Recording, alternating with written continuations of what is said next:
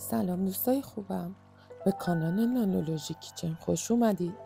امروز یک کیک شکلاتی، اون هم با سس شکلات که درست کردنش خیلی راحته، بدون همزن و بدون امکانات، با مواد در دسترس.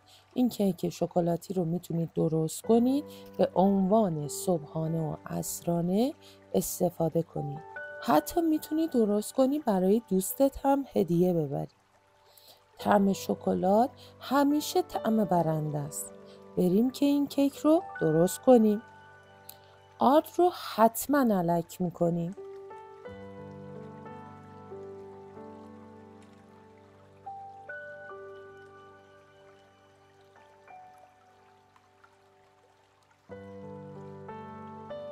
پودر کاکائو رو اضافه میکنیم، الک میکنیم.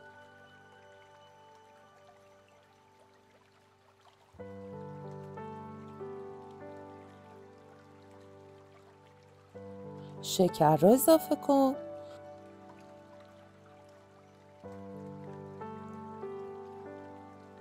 جوش شیرین، بیکینگ پودر، وانیل رو اضافه و تمام مواد رو با هم مخلوط میکنیم.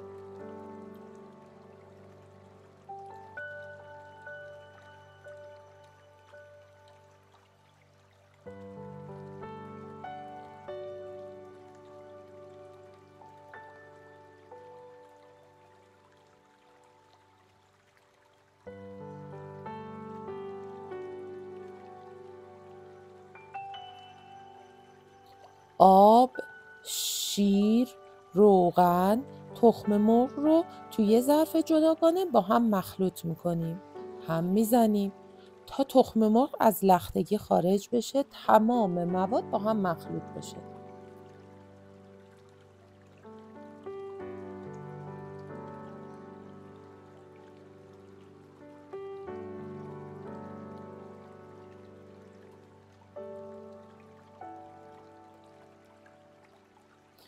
حالا به مواد خشکمون اضافه میکنیم.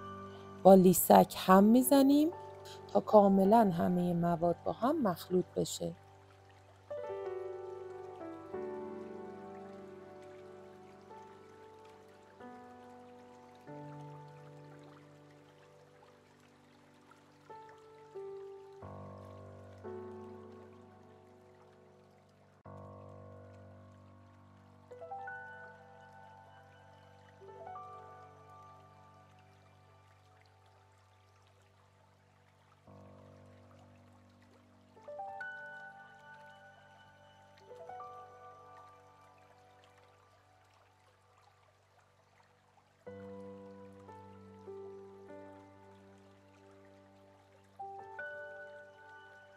داخل قالب چرب شده میریزیم.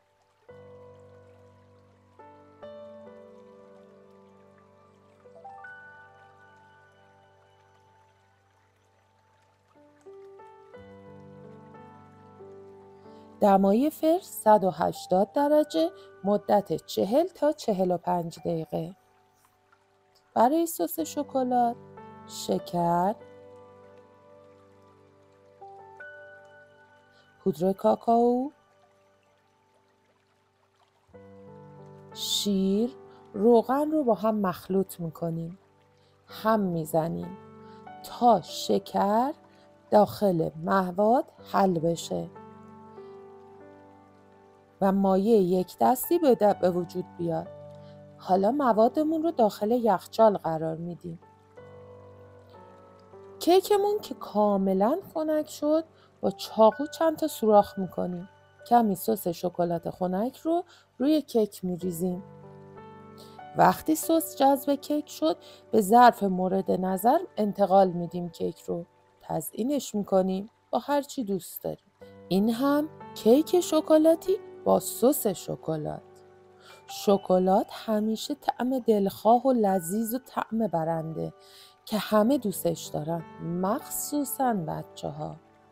این کیک رو درستش کنید که بسیار ساده، با مواد در دسترس که توی هر خونه وجود داره. نوش جان. ممنون که ویدیو رو تماشا کردید. کانال رو سابسکرایب داشته باش.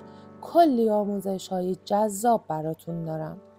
نظراتتون رو برام ارسال کنید. ممنون از لایکاتون. ویدیو رو سیو کن، برای دوستاتم ارسال کن. موفق باشید. دوستتون دارم.